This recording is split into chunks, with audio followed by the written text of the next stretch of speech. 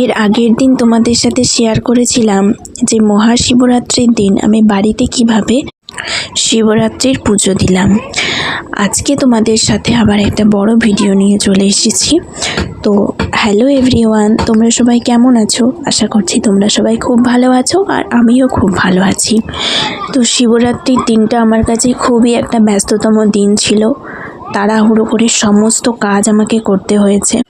তো প্রথমেই সকাল সকাল ওই দিন উঠে স্নান টান সেরে নিয়ে তারপর আমি পুজোর স্বাদ করতে লেগে গেলাম। মন্দিরে পুজো দিতে যাব সেই উদ্দেশ্যে। তো সেই সমস্ত স্বাদ আমার হয়ে যাওয়ার পর ততক্ষণে মন্দিরে বামুন ঠাকুর চলে এসেছিলেন। তো সেখানে পুজো দিয়ে এসে তারপর আমি বাড়ির পুজোটা করলাম। আমি প্রথমবার এইভাবে পঞ্চামৃত অভিষেক করে বাবার পুজো দিলাম।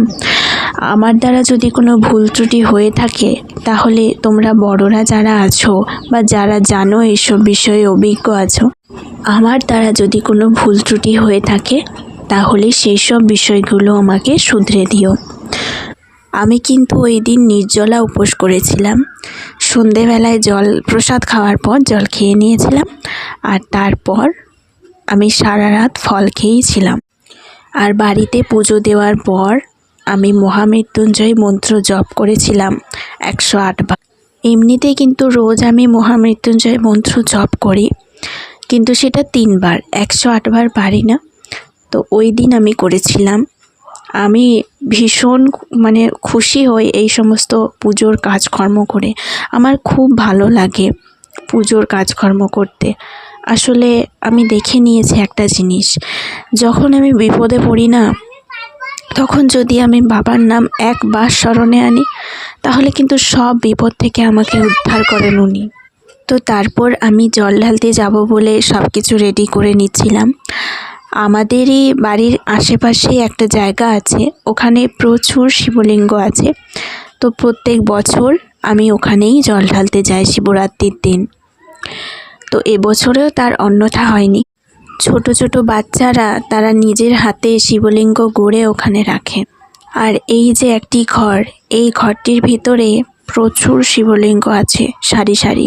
তোমাদের কাছে আমার একটা কোশ্চেন রইল, তোমরা যদি কেউ ভিডিওটা এতদূর পর্যন্ত দেখেই নিয়েছো তাহলে আমাকে জানিও তো যে এখানে মোট কটা শিবলিঙ্গ রয়েছে। আমি কিন্তু তোমাদের উত্তরের অপেক্ষায় থাকবো। আর তোমরা আমাকে এটাও জানিও তো যে তোমরা কোন ঠাকুরকে বেশি বিশ্বাস করো। তোমরা এতদিনে আমার ভিডিও দেখে হয়তো বুঝেই গেছো যে আমি কোন ঠাকুরকে সবথেকে বেশি মানি। তো চলো, আজকের মতো আমার ভিডিওটি এই পর্যন্তই ছিল।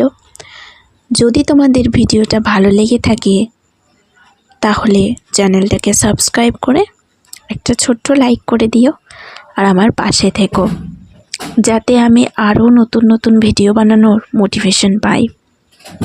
তো সকলেই ভালো থেকো, সুস্থ থেকো। দেখা হবে নেক্সট ভিডিওতে।